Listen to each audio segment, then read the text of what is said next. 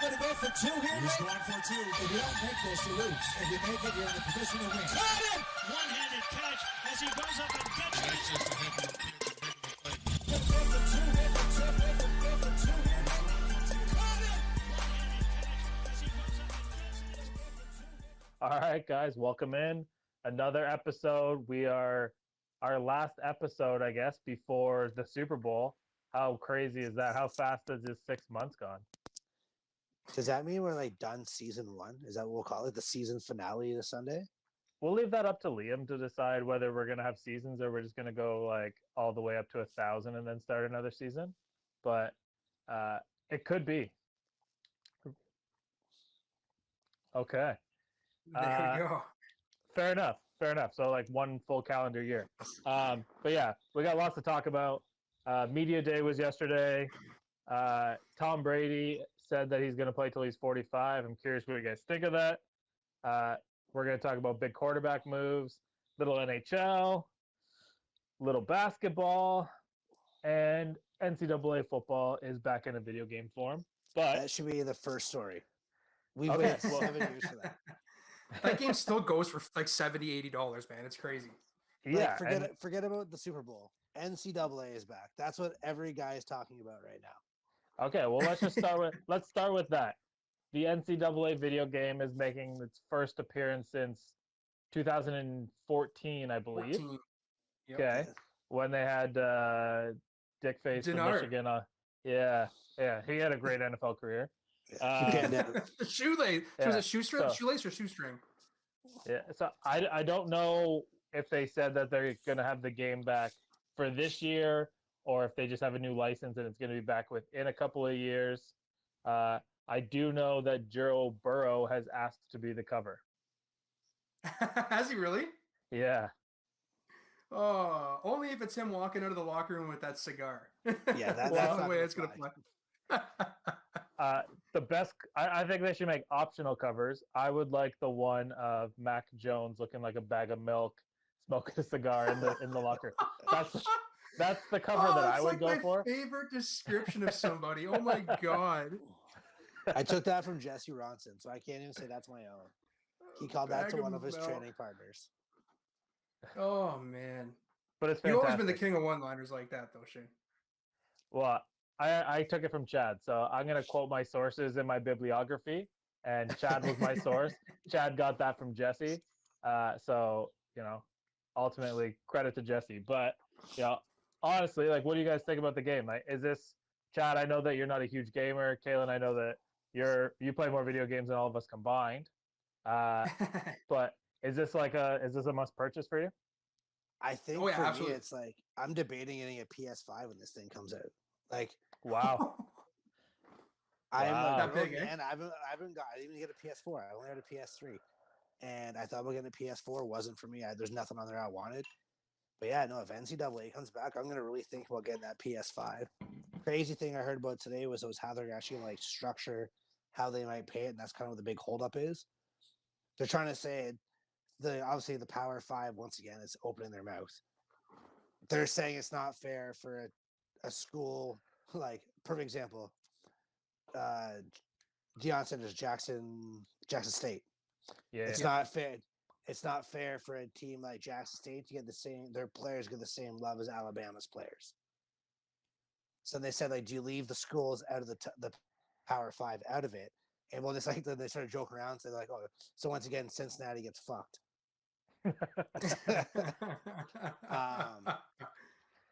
So yeah, it's going to be Well, really crazy to see how they do when they work it out. But that's what they're trying to say is like, how do these small schools get the same dollar amount for their players compared to what the Power 5 schools, who they said, who is the reason they sell most of the games? I don't know about you, but like when I played and I wanted like to do the Road to Glory and all those, like I was like, who can I be today? I Right. wanted to take Georgia Southern to the national championship. That was my goal. I didn't care about taking a Power 5. It was about playing for those smaller schools. And that's how you learn about some of those schools, was playing in those games. So I don't know about you, but like I think that stuff's pretty cool. I'm pumped they're coming back. I hope they can find an agreement to make this work. But yeah, so I'm pretty excited about this. As I saw most of my Instagram and Twitter feed was bumping about NCAA. For, like, no one even cared about the Super Bowl on social media today. I felt like Yeah, I mean, when it comes down to it, there's money involved, so they'll find a way to make it work because uh, there's a huge amount of money. So, Kalen, as a huge gamer, does this draw any interest away from Madden for you? Oh, absolutely. But the bar is really, really high. You got EA has really let the gaming community down year after year for the last while now. This is one of their last games. The reason why it's so successful still is because it has all of the features that one in 2014. So they need to bring a banger out this time with the new NCAA version. I'm definitely going to buy it. And truth be told, the reason why I'm a Longhorns fan is because when I started playing NCAA, I didn't watch a whole lot of college football then, and I liked McNair being in Tennessee. I wanted the mobile quarterback from a big school, and who was the mobile quarterback back in Texas back then? Vince Young. PY, So PY. that's right, and that was when he was a freshman, and nobody even really knew, but he was just the fastest guy in the game. So that's how I picked Texas. Yeah, that's fair enough. I mean, it was huge news. It was something that just broke today, but you know, something that happened yesterday was I don't know if they call it media day anymore. It's something that the Oh, four of us are going to go down to, whether opening it's night. next opening night. Okay, whether it's next year, 2 years from now, whenever the border reopens, and we and we have a way to do it. We are going to be a part of opening night media. We'll call it media day because I feel better about it. But do you have any takeaways from yesterday's media day? The big one I got is like the love fest between the two teams. Yeah. Like I don't know who is holding like whose hand during the whole thing. Like, I understand it was via Zoom calls, but like Tom Brady and Patrick Mahomes, they love each other. Travis Kelsey and Gronk love each other. Bruce Arians and Andy Reid, they have nothing but love for each other. There wasn't like that. No one took jabs at each other. Everybody talked up the other team, saying how wonderful they were and how great they are and how they've done everything perfect this season and how it's a perfect matchup. And Uh, it's do nice you to know? see the sportsmanship level, but at the same time, it's like, man, like, give us something. Like, You that's know what I what was it like. kind of reminds me of? It reminds me of the way that we are with Cool Bet. All Go on. together, all in together. Yeah, all in it together, holding hands, and it. Don't forget to use that promo code, right? Yeah, Deposit code, big difference. deposit code. If you have trouble using it, get in touch with us because we will walk you through it. But I agree with Chad in the sense that there's usually some kind of a story that comes out of this, and the fact that the story is we love you, we have so much respect for you. Does it take any of the Chad? This question's not really going to be for you. Does it take any of the excitement away from the game for you? In a sense, it does. I mean, it's nice that they're going to have some fans there, so I'll be able to pick up some of the excitement there. But overall, I miss the attitude. I mean, they should be a little bit of jab talk here and there. At least one player, at least an Ike Taylor somewhere that can say something about somebody, right? I Right. don't care what it is. But I would like to have that to bring it to the field. Not like you're not even going to have the fans there to go at each other in the stands this time around. So you should be bringing it as the players on the field. Give us the show, but that being said, realistically, they're going to be giving us a show, right? We're going to be seeing some pretty crazy offense this weekend, I think. Yeah. Well, we we were on another show and we talked a little bit about it, and we're not going to talk too much about what we talked about in the other show. But if you want to check it out, Chad posted it in our links, uh, and we went over kind of what we were thinking for score, and Chad agrees with you. He thinks it's going to be a really high scoring game as well. Yeah. The one person who did take a shot though was JPP. He said course. Leave he it to had JPP. he well. There you go. He's only got 7 fingers. Yeah. There's my Ike Taylor. He said he didn't even know who was blocking him this week because Eric Fisher's gone down. He's like, I don't even know his name. I'm not worried about what his name is. And that was what as Guess far that's as a shot that we got. Jeez. Mhm. There's a little bit of fireworks there, Yeah. Hopefully he can Oh, control these ones. I see what you did there. 7 different kinds of smoke. eh? All right. Well, only 3 is what he lost. So uh, yeah, for a guy like Tom Brady, he's been there, whatever, 10 times. This is his 10th time. Now he mentioned that he plans on playing until he is 45. Now, right now, correct me if I'm wrong, is he 42 or 43 right now, Chad? 3. That means that he's going to be signing another contract to play somewhere. Probably Tampa, honestly. Like that makes the most sense. But can you believe that that man is going to get another contract? So I was thinking about it today. Like I said, I sent you guys. I have something going up on the website about Tom Brady. I'm not going to go follow into it because I want you guys to read it. Right.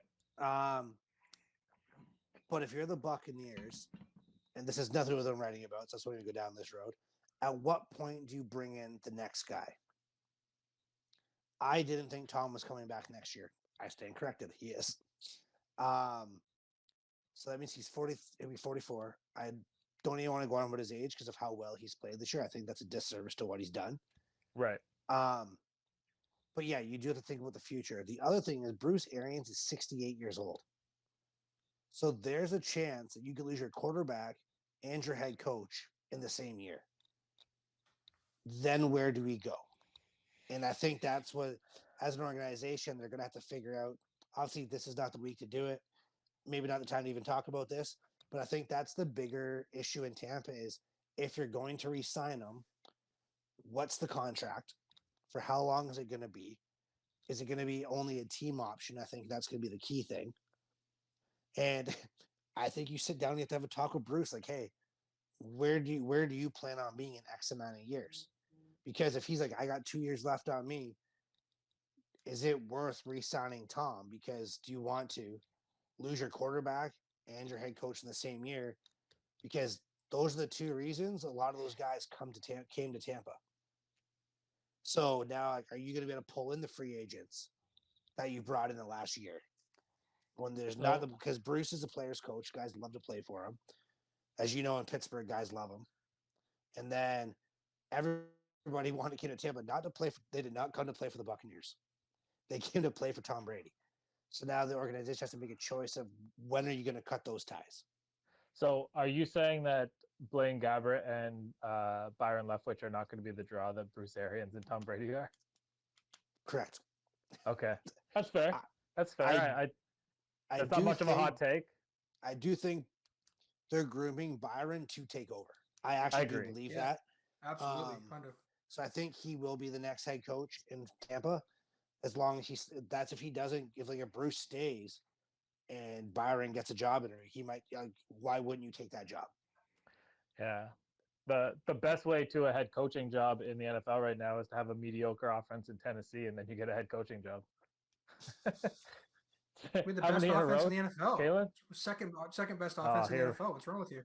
You did. We did. There Don't we even go. start. Don't You even had to start. go We there. did. We actually did. You did this to yourself. We did. You did this to yourself, Shane. I don't know. You called it a mediocre offense. You're just spouting out lies right now. That's all. Second best in the league, man. Next to the Chiefs. You said it was the Liam, best. check the stats for me. You Liam, said it check was the the stats. best. Anyway, Well, mediocre certainly is in second. You lost As in the we're- divisional playoffs. as we're talking about top-notch offenses, we should talk about Chad from a coaching perspective. There's tons of people on Kansas City that you have to account for. Now, the two biggest ones that are going to pop out to you, Travis Kelce and Tyreek Hill. Now, if you were running the system like the Belichick, where you want to eliminate the one target, which one of those guys are you going to be focused on? So, our first game we played against them, Tyreek went off on us. I heard about that. Yeah, he had a pretty big game. I think Romo said he was going to have 1,000 yards in the game. I think he almost had that. I watched it. He had 200 yards in the first quarter.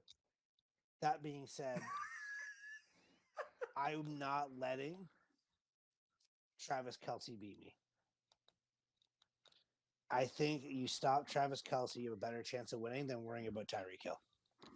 I agree. Travis Kelce can move the chains. They're higher percentage throws. They're more quarterback-friendly throws. And it can get Patrick rolling quicker. Tyreek, he's a phenomenal athlete, phenomenal talent. I'll take my odds stopping a pass 50 yards down the field opposed to trying to stop. Like if I'm taking that away, that means Kelsey's wide open, moving the chains the whole way. Right. And I understand teams are trying to take away the shots with Kansas City, which is the right thing. They're a speed team. That's how they win. But at the end of the day, if you can take away the dink and the dunk, the chain movers, the odds of Tyreek Hill doing what he did again as a second time is very slim. Even a lot of those throws were underneath and he broke. I think he only took the one over the top. And then if you can get them into the red zone, their speed kind of eliminates itself. There's only so far you can run. So I think that's kind of the way to take away Travis Kelsey, make them run the ball, and then make them take their shots down the field. And I think we can hold them. Like our pass rush is good. They're not going to have the time to set up to do those things. If Right. JPP and Barrett, Sue and Vita can collapse the pocket and get on Patrick Mahomes, so then that takes away that aspect of the game anyways. You can't throw the ball deep. So to me, it's focus on Kelsey, take that away from them, and make them take the longer routes and the longer developing plays. So I've scoured 8 different websites, and none of the 8 have the Titans in the top 5. Yes. What are we looking at yardage? Overall, PFF, any list I can find, none of them have the Titans Yes. in the top 5. Amazing. I will be posting that in the group chat later, and make sure to put it up on Insta for us there, chat. I will make sure to find that for you. Now, the one Okay. thing I wanted to say about Kansas City's On- Go eat offense. more Titans. goldfish. Yeah. On Titans Digest, it says that they have the best offense ever. Anyway, but watching a lot of Kansas City's offense, and one thing that I have noticed, besides all the misdirection and movement before the snap and stuff, one thing that I'm noticing is the leak. And I mean, like, whether it be a tight end leaking late in the play, a fullback leaking late in the play, or just a late leaking post or flag route, there's a lot of those that are designed in this offense, and it almost kind of lulls you to sleep. So when we were talking about the dink and dump, like that, you're totally right, Chad. You nailed it. But they've really got to pay attention to the leak and not get caught up in the 3 receivers taking you deep or a receiver taking you to the middle and then late breaking flag just because he has the speed to do it on a 15-yard break. It's crazy. So, but you nailed it. Dink and dump, you got to take it away. Yeah. And I mean, I agree with both of you guys. I definitely side with what I'm saying, what Chad is saying as far as Kelsey. And I mean, if I wasn't picking Mahomes to win the MVP for Kansas City, I would probably say that it's going to be Kelsey. And that's just assuming that they win, right? Yeah. Yeah. Yeah, true. Chad, like on another show, Chad and I did this week. He actually thinks it's going to be Antonio Brown, which I think again that's a solid pick. If Antonio Brown can do enough to be the MVP, there's no chance that the Bucks lose. Mhm. Yeah, I mean Godwin's really shown up like every game though. Like he's like my pick. I feel I still think that the Bucks have a really good chance to. And I'm never going to bet against Tom Brady ever. But I Yeah. think like even minus the drops that Godwin's kind of had here and there, he's been the one that's shown up game in and game out. I think he's the one who's going to go off. And the part people forget is everybody talks about this Kansas City offense and all the weapons. Have you guys actually fucking looked at Tampa Bay's roster? Our defense offense? Oh, yeah. Our defense practices against that stuff every single day. Yeah. Phenomenal athletes. Like we have great tight ends. I think we have better receivers as a core than Kansas City does. We don't have a Tyreek Hill. That's true. But we have tight ends that are just as good as Kelsey as a unit. Mm-hmm. We have a probably top 2, top 3 receiving core in the NFL. Our defense practices against that every single day. And that's what people forget about. Yeah. So I'm not worried about our defense in Kansas City. Like, yeah, they got a big lead on us last time. And we almost came back and won that game. We made our adjustments in the second half, and they didn't do too much on us in the second half. Right. So now we have 2 weeks prepared for him. Todd Bowles is a genius. I think he's a better coordinator than he is a head coach. 100%. And I think he's going to have the guys in the right position. And it's going to come down to, I think, at this time, whoever has the ball last is who's going to win this football game. Mm-hmm. And I mentioned a couple weeks ago the things that you can't teach, like speed. You couldn't teach speed on Kansas City's offense, but there's a second thing you can't teach, and that's height. And that is that your receivers are huge receivers. They're big body, and you can't Kansas City's defense isn't going against that in offense every single in practice at all. Like they have speedsters they're going against, but Miko Hardman isn't a giant player. Tyreek obviously looks like a little rodent out there. So yeah, they just can't teach height, and I think that's going to be something that can overcome the Chiefs.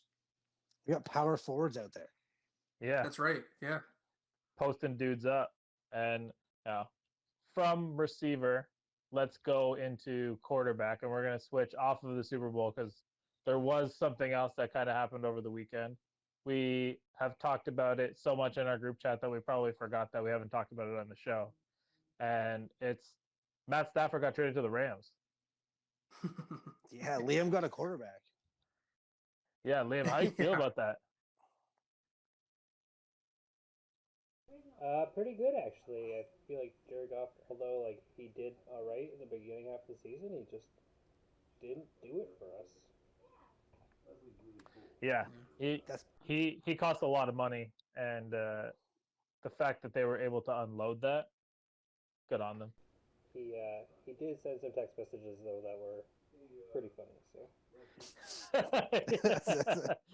Yeah, how bad are those teammates? For anybody that doesn't know what we're talking about, go and Google it because we're not gonna we're not gonna get too far into other people's text messages in the show. But go Google it and you'll understand what we're talking about.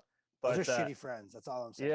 yeah. I mean, your teammates are gonna put you on blast like that, and when you're on your way out the door too, like give the guy a break.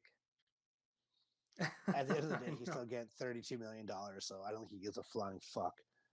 He will in December in Detroit. That's what I was gonna say. This guy has lived in LA his whole career, like including college and everything. Detroit Yeah. is gonna be a rude awakening, and going under that coach. I mean, he's fun to watch in sound bites and shit, but I do not know what he's gonna be like as a head coach. He looks like a drill sergeant, man. Yeah, it's gonna be tough. Motor City Yeah. Dan. Really, Yeah. right?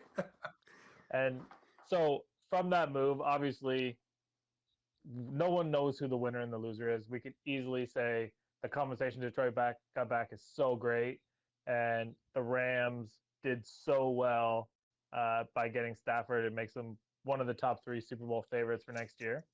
But who would you guys give the early lean to for who won the trade? Holy hell! The Rams Jays has that got one. Loriano.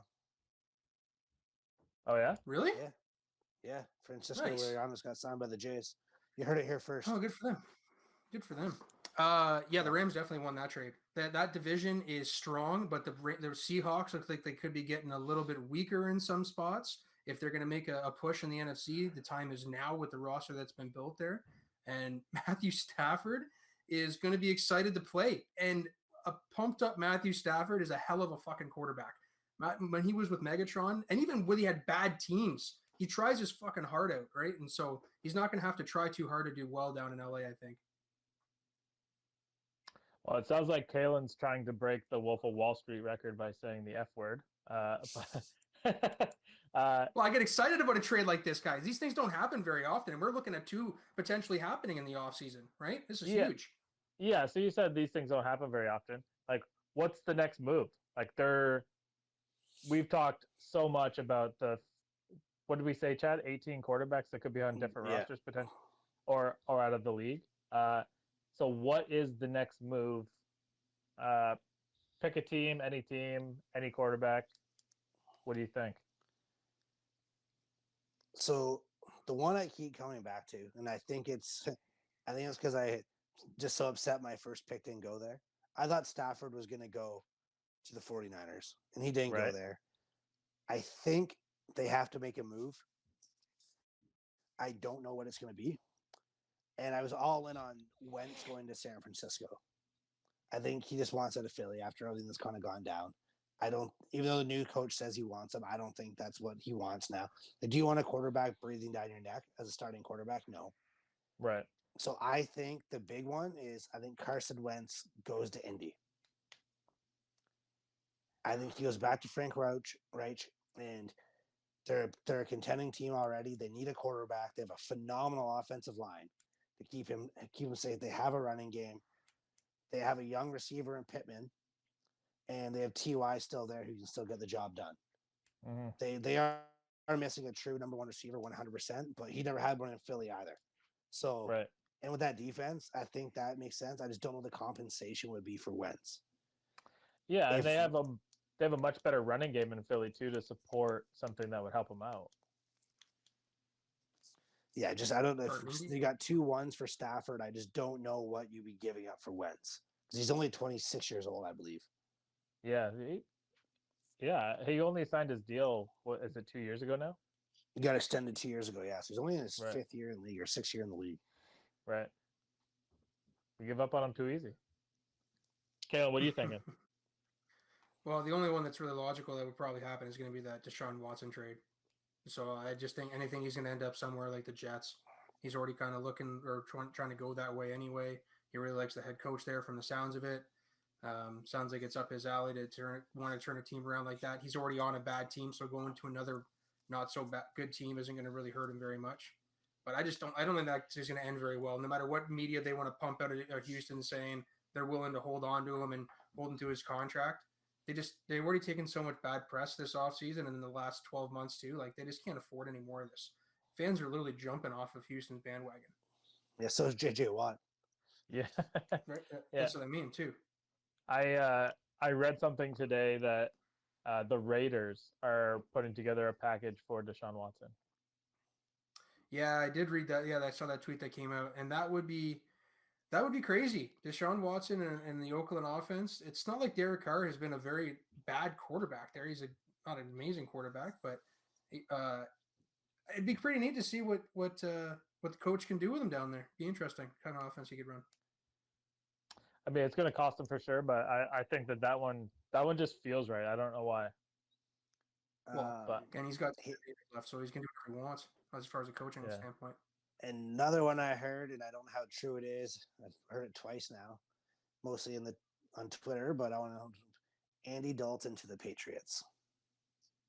That was rumored last in the offseason too, and then he never ended up there. He ended up down in Dallas, but that makes sense. It makes sense for Builders to take another vet again. Yeah, If you can't get Jimmy, like Andy Dalton's not the worst case. Like there's not a quarterback there that he can draft, or he doesn't like rookie quarterbacks. It's one of the two of them. right. So if you're not going to take one, then you can get your veteran for probably get Dalton for about 15 to 17 million dollars, which is a discount, and that's definitely the way the Patriots work. So Yeah, I bet you they don't even need to pay that much for him. we got Cam for one. So Yeah, I mean, I was gonna say a slight up increase in salary from last year on the quarterback. yeah, I mean the demand for a guy like Dalton probably isn't going to be huge. So if you're the Patriots, you could probably get I think he made $10 million to play in Dallas last year. Get him for $10-12 million and keep him in the league. And I don't know if you can get a 2-year deal, or if I were him, I would just hire Kirk Cousins' agent and figure out how you could possibly get the best deal. they're talking about him going to San Francisco, which is weird. So does Cam have a job next year? No.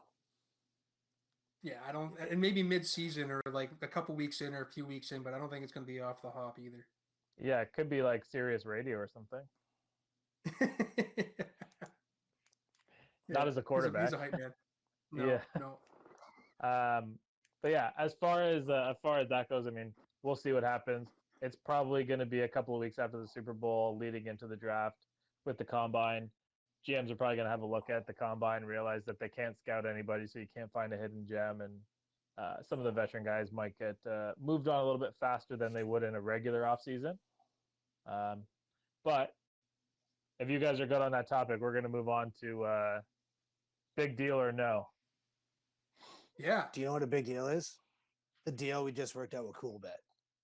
Absolutely. And right now, with a deposit code, you sign up, they'll match your deposit up to 100%, up to $200 with the Going for two discount or deposit code. So get out there, guys. Yeah, you know what was going on when I got that email saying that we were officially set up with them? I was out back of Joe Cool's picking up my takeout order. But they'll deliver. They will deliver. Worlds colliding. Yeah. Hey, it's just all good things. They're all big deals.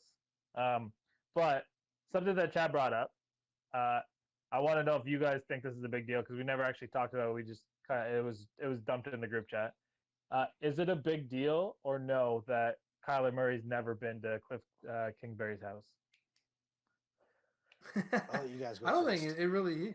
Yeah, I don't really think it is a big deal. I guess. I mean, Kingsbury's kind of a cool cat, so I feel they would have hung out at this point, but I guess whatever. Maybe people just like to have their own privacy. From what I understand, Kyle likes just to go home and play video games.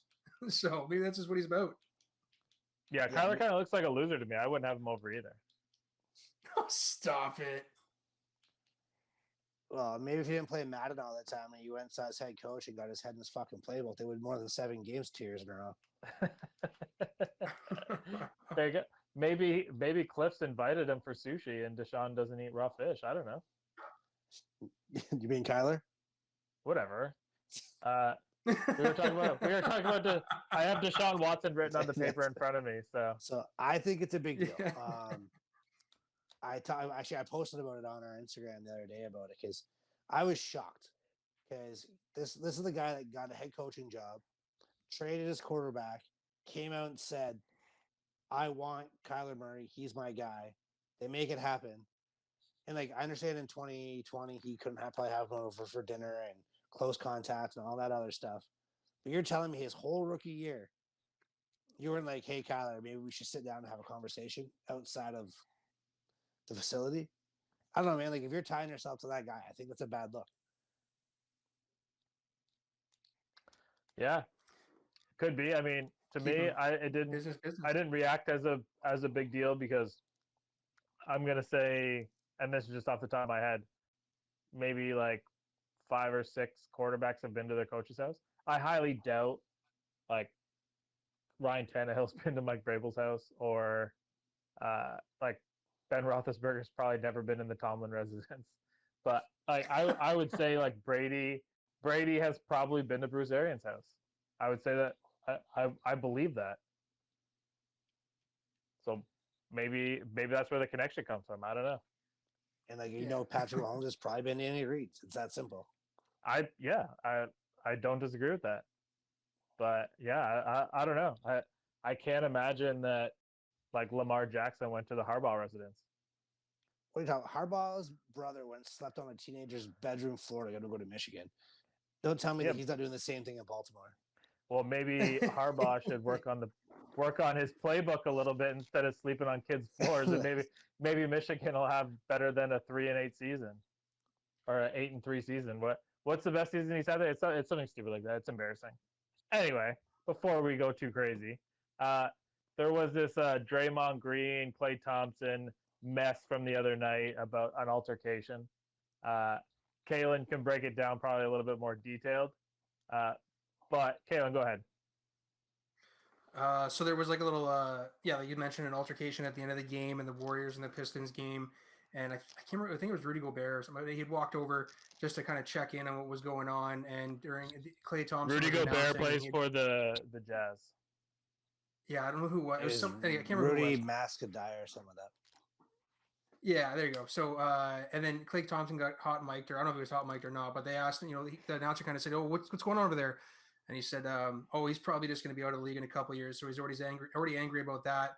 And then right after that, in the press conference, Draymond Green was cussing up and down about basically calling the guy a fake tough guy and things like that. So big baby Glenn Davis came out today, as well as some Pistons teammates, basically calling out Klay and Draymond for being unprofessional, and they need to learn how to carry themselves better, and they shouldn't be calling out fellow players, not teammates, but players' careers like that to stunt on them and such. So that's essentially what the story is. Chad, what do you think? Is it a big deal or no deal? I think this is the most ridiculous elementary school fucking playground bullshit I've ever heard. Ask Klay how his leg's doing. It's that simple. Like it's his Achilles. Yeah, like Twice. it's that simple. Yeah. Like it's that simple. Like this is so ridiculous. They want to sit here and like guys are trying to make themselves relevant when they're not relevant. That's all this is. This is the NBA trying to make a story happen during Super Bowl week. That's what this is. Like, how do we make us relevant? No one gives a fuck about us. Everybody's talking about football. We're probably the least watched sport right now in America. And so I think that's all this is. And it's annoying. It's frustrating. And once again, this is schoolyard bullshit that, like, back in our time, someone just got slapped in the mouth and would have said that. But once again, Twitter this, Twitter that. That's all that happens now these days. Jeez. Yeah. I don't really care about it either. I I think that in my opinion, the NBA has been cucked by the NHL for me, and I don't really watch a whole lot of what's going on there unless I'm betting on it. But interesting one that Kalen brought up was Patrick Reed and his ball foul situation. His ball was stuck and he moved it. There's been all this stuff coming out about him having a burner account. And was it Rory McIlroy that he was taking shots at, Kalen? Yeah, On because his burner Rory account did or a that. legend? Oh, Yeah, it was a alleged burner yeah, account was taking shots at Rory. Yeah, and right. then Patrick Reed Now, retweeted the exact same tweet as the burner. now Rory is going to play in his first tournament of the year coming up. Is it the Phoenix Open this year or Waste Management Waste Open? management, yeah. Yeah. So is this a big deal going into that or no? I think the bigger Absolutely. deal is that how we have to get down to the waste management tournament one year and sit on the 16th hole. I think that's what the bigger deal of this whole conversation. Think about how much fun we could have down there. I love it. And I would talk Yeah, so what is it, much like- smack to Patrick Reed the whole time. We're pretty good at reaching goals, so just make that a goal and we'll make it happen. Yeah, there's like 117,000 fans. I think they can sit in that spot or something like that. It's ridiculous anyway. But yeah, I think it's a huge deal going into the opener like this. It's not the first time that he's had this controversy shadowing him. He's not a well-liked player among fans in the golf tournament, and it's only now after this second stunt that players are starting to come out, to sources saying that he's now going to be watched for everybody. People don't like playing beside him. It's almost like some people I've even heard or read stories, jokes before on the golf channels and such, talking about people purposely taking strokes so they knew they wouldn't be able to have to partner up with him the following day. Things like that's astronomical. Like this guy just is not liked on the tour, and I think he knows it at this point too.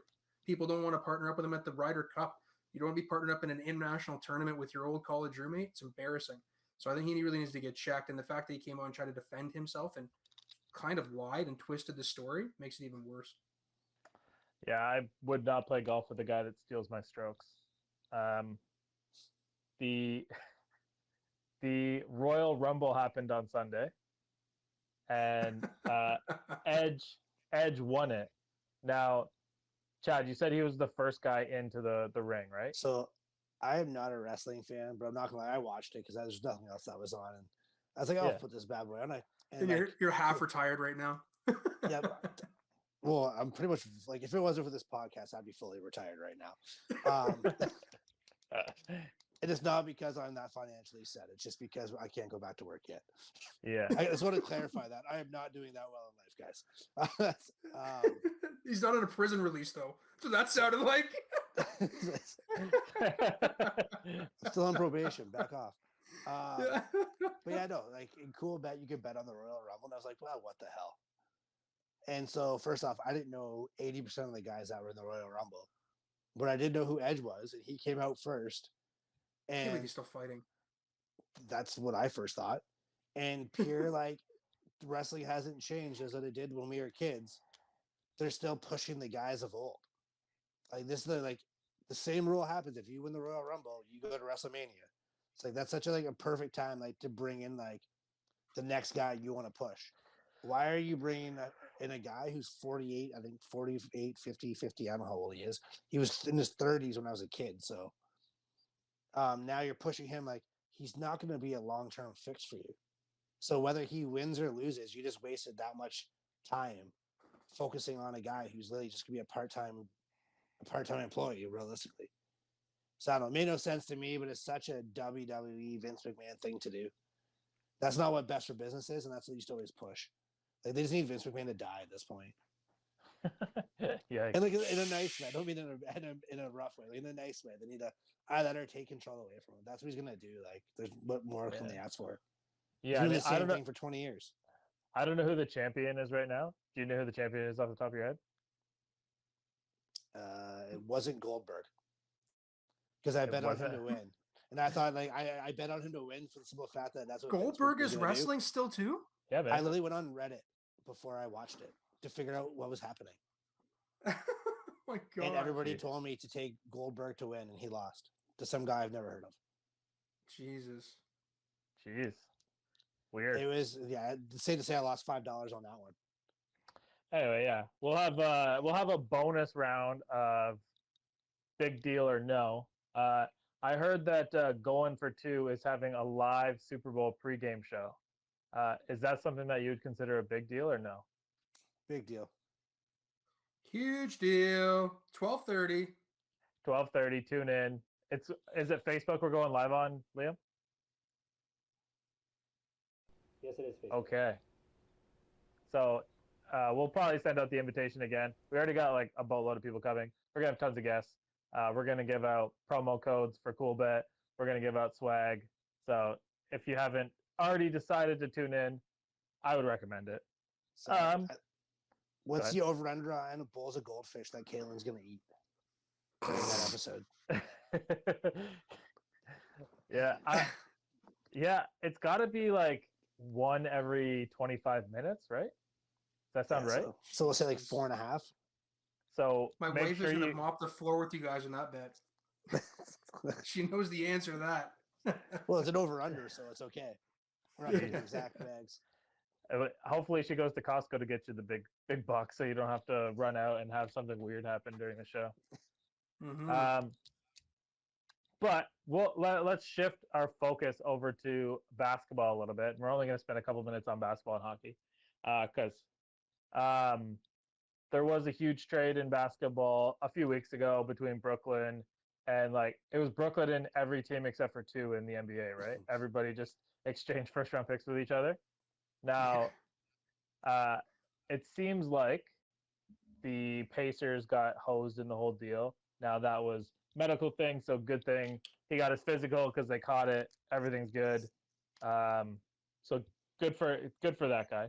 Now, from a basketball sense, I know that you're looking at Brooklyn's turnaround and how they're scoring significant amount of points. But for me, I look at the way that the Rockets have been playing since the trade, and now they got Christian Wood back, and they can use Cousins off the bench. It seems like, in my opinion, the Rockets seem to be the winner of the deal so far. Ooh, though. I mean, the Rockets have played well, no doubt. Brooklyn, Harden has been able to successfully take a back seat. And I would even argue that Cleveland, what they got in that center he's playing great since he's been at Cleveland. And even Prince, since he's got to Cleveland as well, has played pretty well. So I don't even have to say that Cleveland might have come out a pretty good winner in that trade too. Everybody won except for Indiana. And unfortunately, it was a medical problem, right? Chad, what do you think? I You still with concur. us? I did think it was kind of crazy the way that the Brooklyn game went down the other night against Washington, the way that they lost. All I know is you scored 146 points and lost. And I was like, Yeah. I don't know if that's a good or a bad thing. How many points was 12 seconds left. Yeah, yeah. It was something stupid like that. So it takes skill to blow a lead like that, and I don't think that Houston would have done that. So when it takes no skill, click on the subscribe button on our YouTube channel. that Click on the does little take bell, no skill. get some. It's the notifications. No skill at all. Pretty easy. Going for two on YouTube. Hit the subscribe button. I like that. Yeah. Yeah, the next 5 people that subscribe to our YouTube channel, we'll give them a cool bet code if they use the site. Now, Speaking of trades, though, I wanted to mention one quick thing. I want to give a shout out to a player who has, in all this time, like we've seen players shifted and traded to make these super teams. Bradley Beal came out today and said that he's wanting to stick it out with Washington, and I think that's pretty cool. And the fact, like for the fans and everything, he's always been a wizard through and through, and he doesn't want to get shipped out, and I think that's pretty cool. So, in a day and age when everybody wants to get shipped to the contenders, that's pretty sweet. it's not going to be his choice. Stop. We'll shift quickly to hockey, and Oh, yeah. I guess we're 3 weeks in now. Yep. Who is your biggest disappointment in hockey? You can give me a team, and you could give me a player if you like. Ooh. I mean, the easy one, the low-hanging fruit there is a team like Anaheim, isn't it? Yeah, they just can't score. Yeah. We were talking about it I'll earlier. I even- said, like, they said Drysdale and McDavid have more points combined than the whole Anaheim team combined. Mhm. It's ridiculous. That's 2 players. Right. That being said, Edmonton can't stop anybody, so I think they're the same old Oilers. I don't know if that's really a disappointment, but the Oilers are who we thought they were. I guess we'll just say you have 2 guys that do everything for you, and they're just going to sit back there and they're going to miss the playoffs all over again. So I think that's kind of for me when you can score that much and you can't be more than a 500 hockey team. I think that's the problem, and that's where I'm disappointed. And it sucks. So they'd be fun to watch in the playoffs, but they're never going to get there. Right. They're going to be the odd man out in the northern division for sure.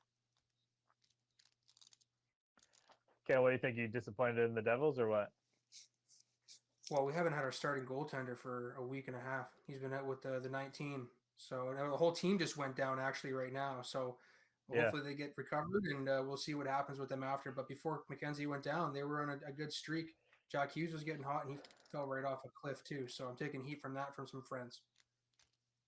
Yeah, and for me, like, I'm not gonna say that the Penguin season's off to a disappointment, but I'm gonna say a guy like Evgeny Malkin, just the season that he's had, like he has like 2 points.